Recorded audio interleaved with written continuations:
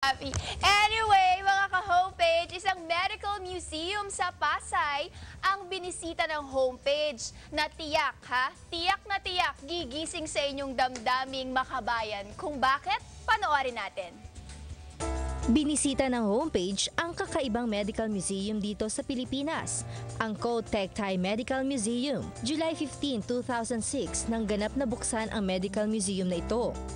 Layunin ng pagkakatatag nito ang bigyang inspirasyon ang mga kabataang Pinoy na alamin at pag-aralan ang kasaysayan ng medisina dito sa ating bansa. Pahalagahan ito at maging makabayan sa pamamagitan ng pagsisilbi sa sariling bayan.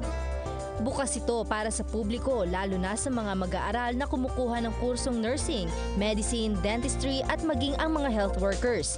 Libre ang pagpunta dito at maging ang mga lectures na isinasagawa dito ay walang bayad. Anyone can come in for free, and the lectures are also given for free. Ang lectures ay ibinibigay para sa mga mag-aaral upang maunawaan at malaman nila ang kasaysayan ng medisina sa Pilipinas. Sa loob ng museum, makikita ang maraming koleksyon ng pictures na umaabot na sa halos 3,000 piraso. Here, we had our very first lady doctor, si Honoria Acosta Sison. Yung mga Amerikano kasi, they believe in equal rights.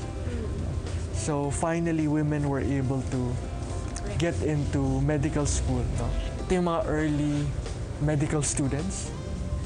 If you notice, yung mga early medical students dito sa photograph, lahat sila puro lalaki lang. Kasi medyo conservative itong mga Spanish, mga dating Kastila. No? So yung mga lalaki, sila yung nagtatrabaho. Yung mga babae naman, nasa bahay, nag-aalaga ng bata.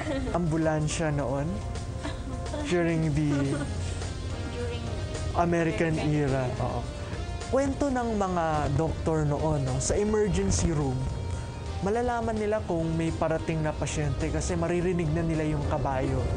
Di ba? Kung may naririnig na silang kabayo, magre-ready na sila. Mga medical artifacts, equipments at paintings tungkol sa Philippine medical history na nagmula pa sa iba't ibang panig ng mundo gaya ng Japan, America at Spain.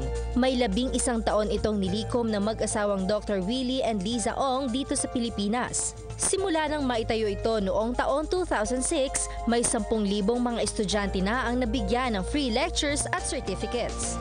The lectures are also given for free. So I usually give a 1-hour lecture dito. And sometimes, si Dr. Willie Ong mismo ang nagbibigay ng lecture. And actually, the first na nag-lecture dito, si our chairperson, si Miss Julie Ong Alonso. Sa mga nais bumisita, bukas sa museum mula 9:00 ng umaga hanggang 5:00 ng hapon, Lunes hanggang Biyernes. This museum reminds me so much of my lola, who was one of the first or the pioneers of the University of Santo Tomas College of Medicine, one of the first graduates, diba?